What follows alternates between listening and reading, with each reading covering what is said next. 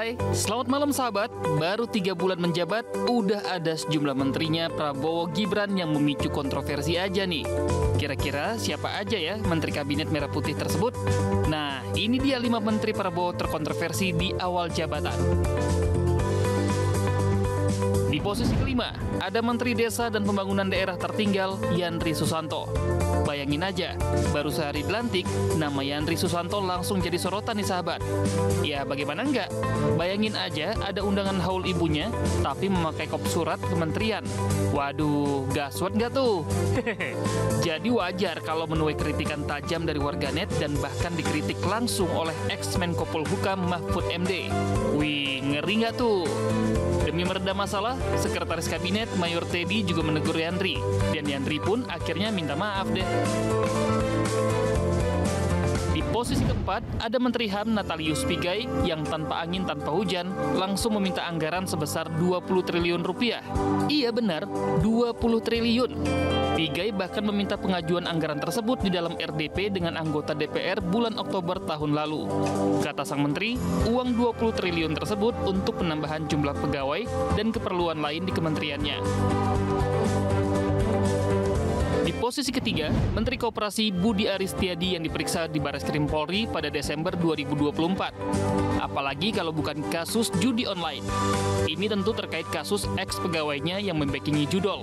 Namun, Budi menegaskan dirinya hanya membantu penegak hukum mengusut kasus judol di lingkungan Komdigi yang pernah dia pimpin.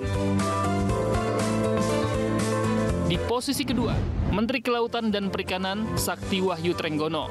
Namanya jadi sorotan publik karena masalah pagar laut sepanjang 30 km di perairan Tangerang, Banten. Ada silang pendapat dengan TNI Angkatan Laut lantaran dia bilang pagar laut nggak perlu dicabut. Sedangkan TNI AL udah mencabut pagar laut sejak Sabtu lalu. Tapi Sakti akhirnya klarifikasi. Dia cuma minta TNI AL tunda pembongkaran sampai bukti-bukti terkumpul. Dan di posisi pertama, ada Menteri Pendidikan Tinggi Sains dan Teknologi Satrio Sumantri Brojonegoro.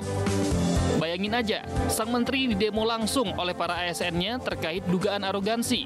Sampai-sampai Pak Menteri mau keluar kantor, dihadang sama ASN-nya. Kabar yang beredar sih, sang menteri bersikap kasar kepada pegawainya dengan diduga menampar pegawainya dan memecat. Wah, semoga tidak benar ya.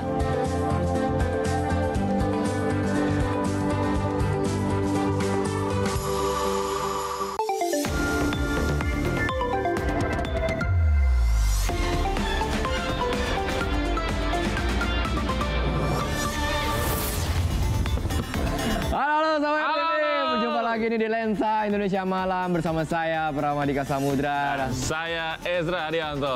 Nah, tadi itu informasi 5 menteri terkontroversi ya di awal masa jabatan. Betul, ada aja ya kisahnya ya, baru dilantik tapi ada aja ceritanya. Ya, namanya juga baru gitu kan, masih mungkin perlu adaptasi, penyesuaian. Betul. Nah, tapi nanti kita nih ke informasi yang pertama ini masih menyangkut sama yang tadi juga, Zra, menteri yang kontroversi. Oh. Yang di urutan pertama tuh, Zra. Oh iya, itu memang masih paling anget sih ya dibandingkan 4 lainnya ya. Nah, tapi ada update-nya nih. Nah, ini. Ada foto mereka udah berdamai katanya. Wah. Udah duduk bareng, foto bareng sambil senyum gitu kan. Emang kalau di sesi foto itu pasti pada akur sih. Nggak ada sesi foto pada gontok-gontokan kan ya kan. Nah, gitu Ezra. Yeah. Kita positive thinking aja. Iya, iya. Kita lihat dulu nih, kenapa alasannya bisa terjadi perselisihan itu. Oh. Kenapa bisa berdamai? Ayolah. Ini informasinya. Kita lihat.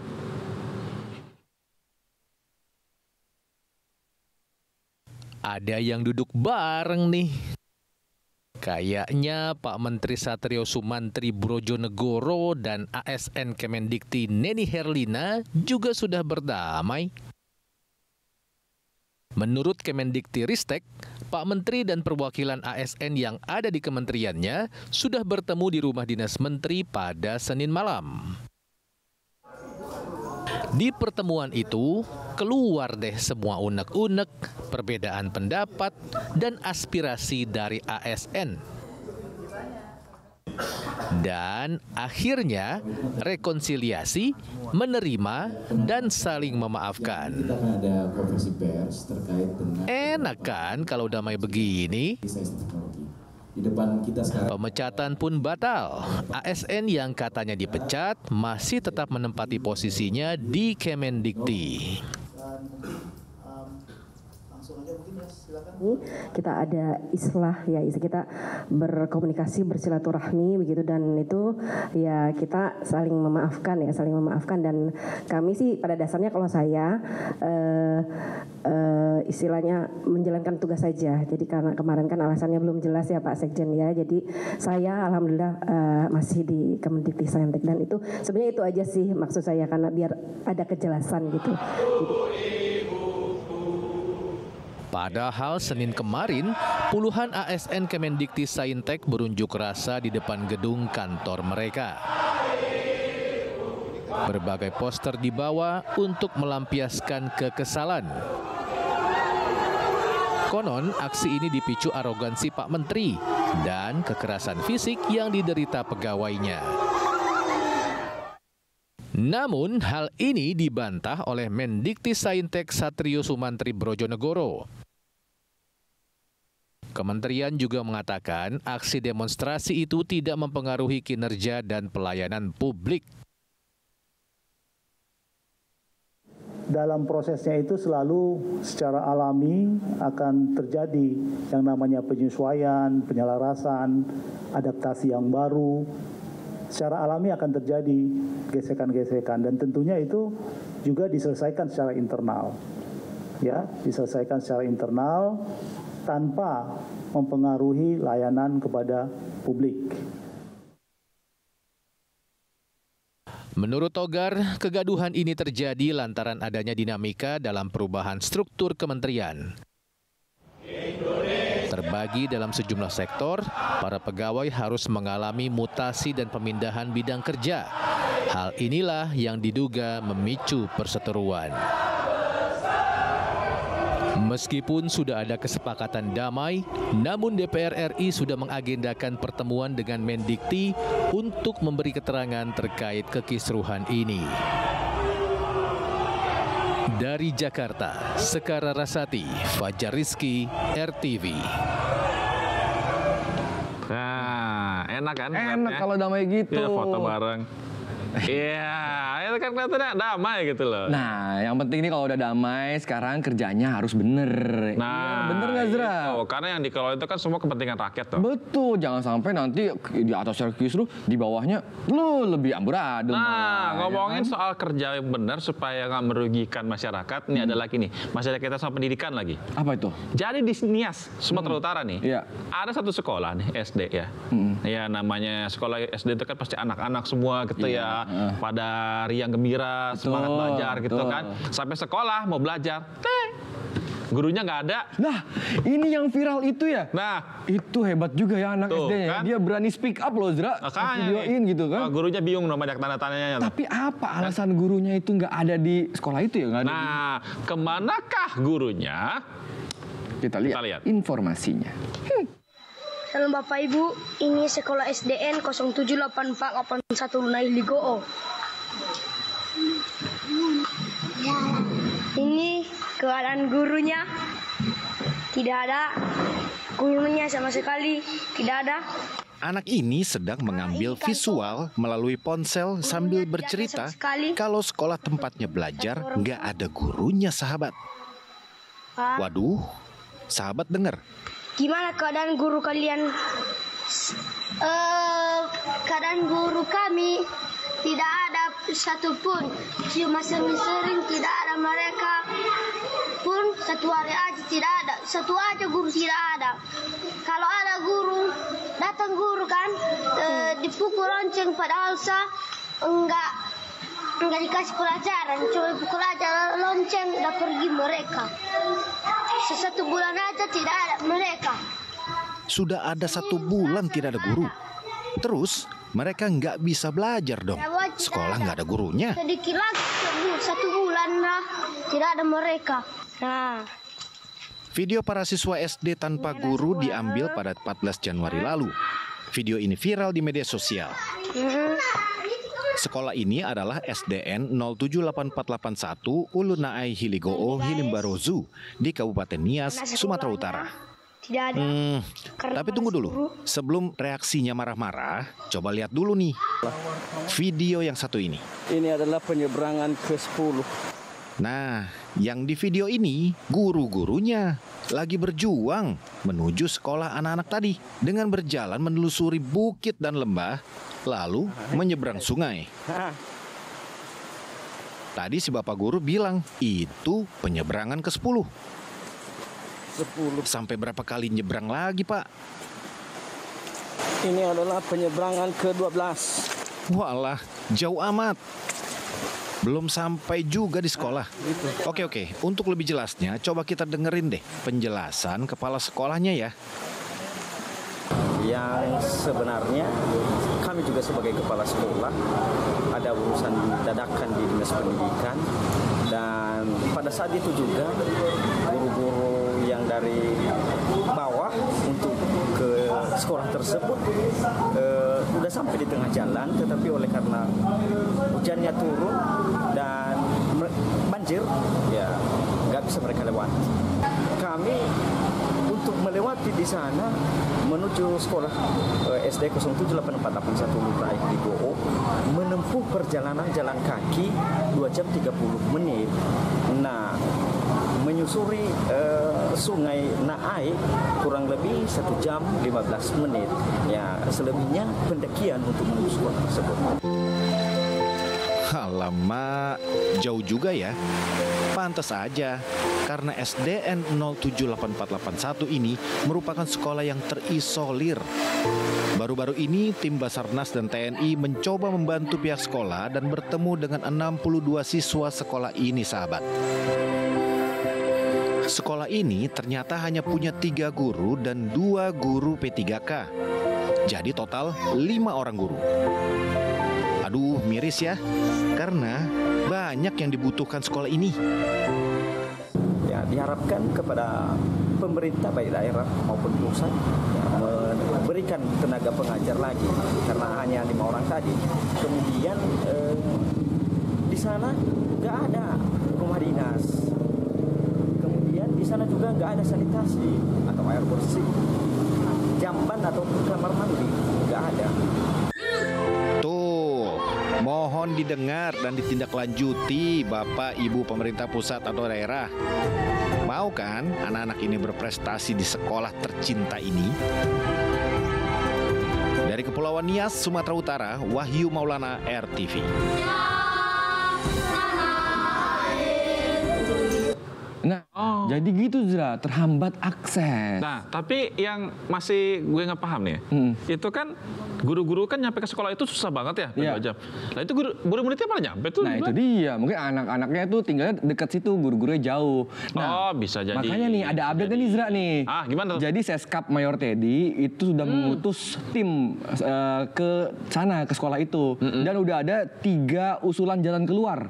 Wah, nah, cakep nih. Yang pertama itu pembuatan mes atau rumah bagi guru di kompleks SD. Jadi supaya mereka dekat situ sekolahnya. Iya, terus sama dukungan tunjangan dana terpencil bagi para pengajar, sama pembuatan jembatan area-area yang sulit kayak tadi, Zra. Emang Mayor Teddy tuh ya. Mayor Teddy, mayor kita semua. Mantep banget ya Mayor. Langsung aja ke informasi selanjutnya, Zra. Oke, berikutnya nih. Ini yang lagi viral juga dan agak bikin kesel dan malu juga sih sebenarnya sih. Apa tuh? Ini ada warga negara Tiongkok, cuy. Wah, yang bikin pihak imigrasi jadi ketar-ketir itu loh, yang bikin konten katanya kalau masuk Indonesia tuh gampang, yang penting tinggal nyelipin berlembar-lembar di dalam paspor. Nah, tapi apa emang bener seperti itu kejadian yang sebenarnya? Nah, ya kan? Ya, ini masih harus ditelusuri nih. Namanya media sosial kan kita bisa saja tertipu, Dra. Bahaya.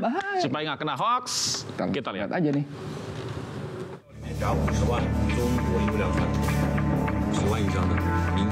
Berawal dari viralnya video ini nih sahabat. Ada warga negara asing asal Cina bikin konten di akun medsos. Dia ini ngakunya bisa masuk Indonesia dengan cara khusus. Jadi dia siapin uang Rp500.000 dalam paspor buat diserahin pas pemeriksaan imigrasi. Dia bahkan sampai bilang itu bagian dari adat istiadat kita loh sahabat.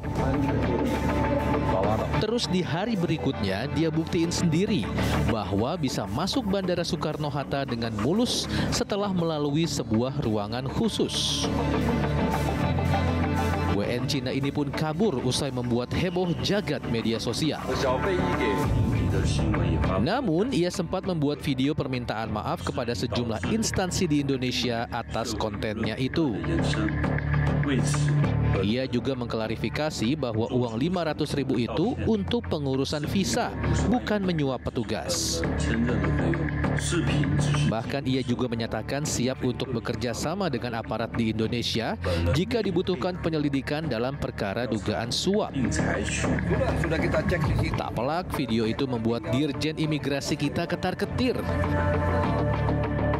Bahkan Menteri Imigrasi dan Pemasyarakatan Agus Andrianto minta agar pelaku segera ditemukan. Warga negara Cina tersebut menuliskan alamat menginap di sebuah hotel Jalan Karet Pedurenan 56 Jakarta Selatan pada formulir kedatangan saat masuk ke Indonesia. Namun saat petugas imigrasi mencarinya, ternyata ia tak menginap di sana. Sehari-hari ini pasti banyak berita-berita yang berseliweran nih, Zra. Betul banget, dan kita sudah pilihkan 2 diantaranya yang tidak boleh dilewatkan. Ada apa aja? Ini dia. Yang pertama, ini ada yang heboh nih di Bandung, terkait dengan Stikom Bandung. Kenapa Stikom? Yang hebohnya adalah sejumlah ijazah ditarik kembali. Dibatalkan coy kelulusannya. Waduh. Beberapa mahasiswa-mahasiswi ini pusing jadinya. Nah, yang kedua ini ada pagar laut juga yang ada di Bekasi nih. Zra, masih menyangkut dengan keberadaan pagar laut misterius. Oke, kita lanjut. Kita langsung ke informasi yang pertama nih ya. Ya, di mana ini Stikom ini manggilin pada yang udah pada lulus nih buat dicabut ijazahnya. Bayangin nggak kalau kita nih udah kerja ya, ijazah, terus tiba-tiba diminta dibalikin karena ternyata dibatalkan kelulusannya, terus kuliah lagi cuy. Aduh, males banget. Kenapa bisa begitu? Kenapa? Sekolah Tinggi Ilmu Komunikasi atau Stikom Bandung, Jawa Barat membatalkan kelulusan dan menarik kembali ijazah yang telah diberikan kepada 233 mahasiswanya periode 2018-2023. Keputusan pembatalan ijazah tersebut dikeluarkan Stikom pada 17 Desember 2024 lalu. Ketua Stikom Bandung, Dedi Jamaludin, 15 Januari lalu menjelaskan pembatalan ijazah dilakukan karena ada mekanisme dan prosedur yang belum sempurna saat ijazah dikeluarkan. Pembatalan ijazah dilakukan setelah Stikom mendapatkan hasil dari Tim Evaluasi Kinerja Akademik atau EKA yang dibentuk Lembaga Layanan Pendidikan Tinggi LLDikti dari Kementerian Pendidikan Tinggi, Sains dan Teknologi Kemendikti-Saintek. Sejumlah temuan dari tim EKA Dikti adalah tidak adanya penomoran ijazah nasional pada ijazah tersebut. Data jumlah SKS yang berbeda antara Stikom dengan Dikti yang seharusnya memenuhi minimal 144 SKS. Nilai IPK yang berbeda dan tidak adanya hasil tes plagiasi pada skripsi yang dibuat para mahasiswa Stikom. Keputusan pembatalan ijazah oleh Stikom menuai reaksi dari pemerintah Provinsi Jawa Barat dan alumni Stikom. Para mahasiswa betul-betul meneliti lagi tentang akreditasi dan sebagainya, dan sampai seperti kan itu dikembalikan lagi, harus ada yang harus ujian ulang dan sebagainya, dan bertanya pada diri sendiri lah, kalau kuliahnya cuma 2 kali dalam 1 semester bisa dapat nilai kan juga aneh, karena hal seperti itu kan terjadi. Maksudnya ya jangan, ya jujur lah pada diri sendiri lah, jadi kuliahnya yang teratur segala macam itu.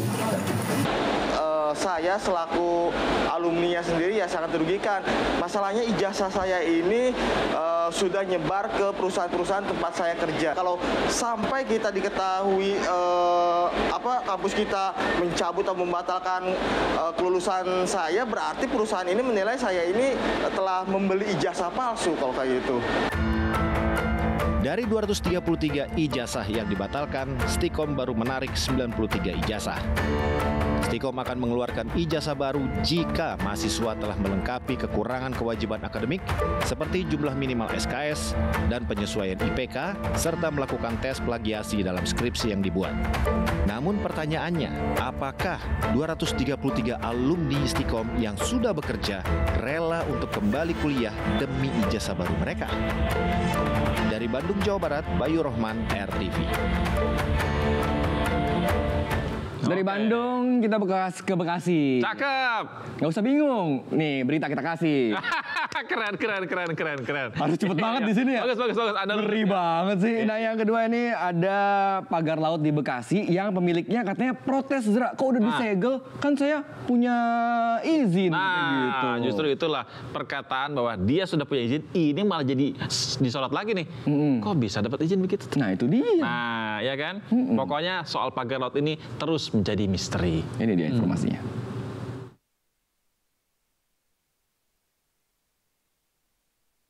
Setelah penyegelan oleh Kementerian KKP, pengerjaan pagar laut yang ada di pesisir utara Bekasi, Jawa Barat terhenti untuk sementara. Beberapa alat berat terparkir di pinggir laut yang ada di Kecamatan Tarumajaya ini. Tidak ada kegiatan mengurung laut dengan pasir dan tanah seperti yang terlihat minggu lalu. Menurut PT Tunas Ruang Pelabuhan Nusantara, mereka sudah mengantongi perintah kerja dari Dinas Kelautan dan Perikanan Provinsi Jawa Barat untuk melakukan reklamasi di kawasan ini. Pagar bambu digunakan untuk membatasi kawasan yang akan dijadikan pelabuhan nelayan dan tempat pelelangan ikan paljaya. Penyegelan membuat proses konstruksi terhenti. Hal ini membuat perusahaan menderita kerugian material yang besar. Kita disuruh muter-muter, ya. Kita suruh muter-muter. Ini harus dapatkan izin ini harus kerjasama dulu dengan DKP. Ketika lagi kerjasama dengan DKP, kita disegel. Alasannya belum jadi PKK RPL. Nah ini yang kita bertanya, ini model izin macam apa yang harus kita kerjakan? Karena untuk mendapatkan izin ini kita harus mengeluarkan biaya besar dari pembangunan di DKP sampai kemudian bikin alur laut sampai kemudian perusahaan kami dipermalukan. Seolah-olah disegel, seolah-olah liar. Lain cerita dengan pagar laut yang ada di Tangerang, Banten. Meskipun masih berbentuk laut, namun bidang laut yang dipagari di pesisir utara Tangerang, Banten ini justru sudah memiliki sertifikat. Ada lebih dari 537 hektar yang sudah disertifikasi. Mulai dari sertifikat hak guna bangunan, bahkan sertifikat hak milik. Terdiri dari 254 SHGB atas nama perusahaan, 9 SHGB atas nama perorangan. Selain itu, ada 17 bidang bersertifikat hak milik. Ada sertifikat yang ada di dalam laut. Saya perlu sampaikan kalau di dasar laut itu tidak boleh ada sertifikat. Jadi itu sudah jelas ilegal juga. Nah, artinya memang ini kan dilakukan proses pemagaran itu tujuannya adalah agar tanahnya itu nanti naik. Semakin lama semakin naik. Berarti nanti usut atau investigasinya sampai ke pengawasannya juga itu? Kementerian KKP menganggap sertifikat ini ilegal karena laut merupakan milik negara dan tidak boleh ada sertifikat kepemilikan. Ya itu urusan ATR yang mencabut, tapi bagi kami itu kita anggap tidak ada, gitu. Bongkar nanti bersama-sama. Ya. Kementerian KKP dan TNI AL akan membongkar pagar laut pada Rabu besok. Untuk masalah laut yang disertifikat, akan ada penyelidikan lanjutan. Dari Bekasi, Jawa Barat, Tangerang, Banten, dan Jakarta, Tim Liputan RTV.